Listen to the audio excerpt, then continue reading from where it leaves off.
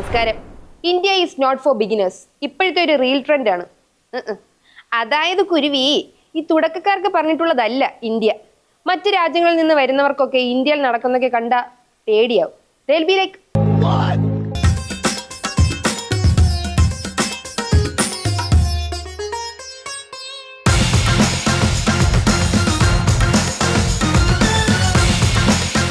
ഇതൊക്കെ കണ്ട പിന്നെ എങ്ങനെ പേടിക്കാതിരിക്കും?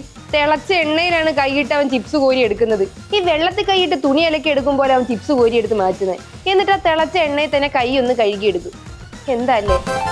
ഈ വഴിയെ പോകുമ്പോൾ ഈ തണ്ണിമത്തനൊക്കെ പല ടൈപ്പിൽ വെട്ടി വെച്ചിരിക്കില്ല നമ്മളെ ആകർഷിക്കാൻ വേണ്ടി, അതേപോലൊരു ഐറ്റം.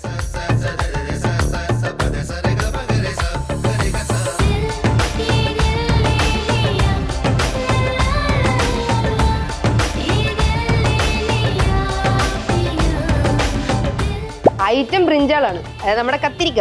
ഈ നെയിൽ പോളിഷ് ഒക്കെ അടിച്ച് സ്റ്റിലറ്റോസ് ഒക്കെ ഇട്ട് അസലൊരു പെങ്കൊച്ചിന്റെ കാല്, അതിരുന്ന് ബാർബിക്യൂ ആവുക.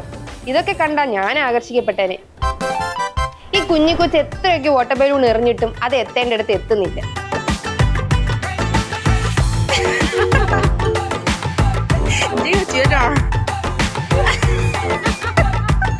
എങ്ങനെ എത്തും?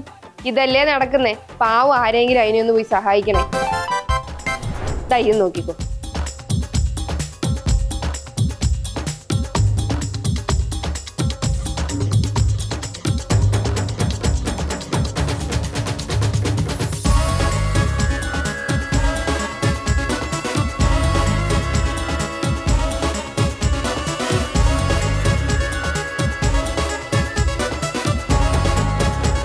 ഒരു കത്തിമുനയിൽ രണ്ട് മനുഷ്യന്മാര് ബോഡി ബാലൻസ് ചെയ്ത് നിൽക്കുവാണ്. അമേഴ്സി, റിയലി അമേഴ്സി, റിയലി ടാലന്റഡ് പീപ്പിളെ. സത്യം. ഹിറ്റാച്ചി എങ്ങനെ ലോറിയിൽ നിന്ന് റോഡിൽ ഇറക്കുന്നതെന്ന് അറിയാമോ?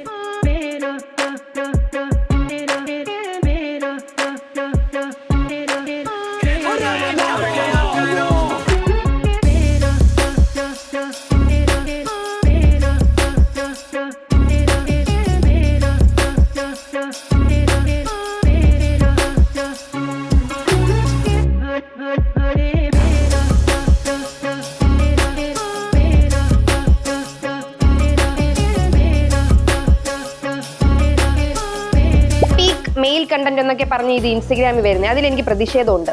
അതെന്താ, പെൺകുട്ടികൾക്ക് ഇതൊന്നും ഇഷ്ടമല്ലെന്നാണോ നിങ്ങൾ വിചാരിക്കുന്നത്? You judge little people.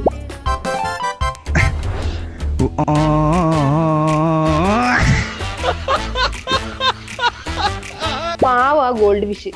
തവളയെ നീന്തൽ പഠിപ്പിക്കുവാണോ അതോ മടി കാരണം തവള ലിഫ്റ്റ് അടിച്ച് പോണതാണോ ഒന്നും അറിയാൻ വയ്യ. ആ പോകുന്ന വഴിക്ക് അറിയാതിരിക്കാനാന്ന് തോന്നുന്നു മീനിന്റെ കണ്ണൊക്കെ പൊത്തി പിടിച്ചിട്ടുണ്ട്. ഈ ഹരിഹർ നഗറിൽ അപ്പുക്കുട്ടനെ കൊണ്ട് മഹാദേവൻ പോകൂലേ. എനിക്ക് കാണാൻ നീ ഓടി എങ്ങോട്ട്?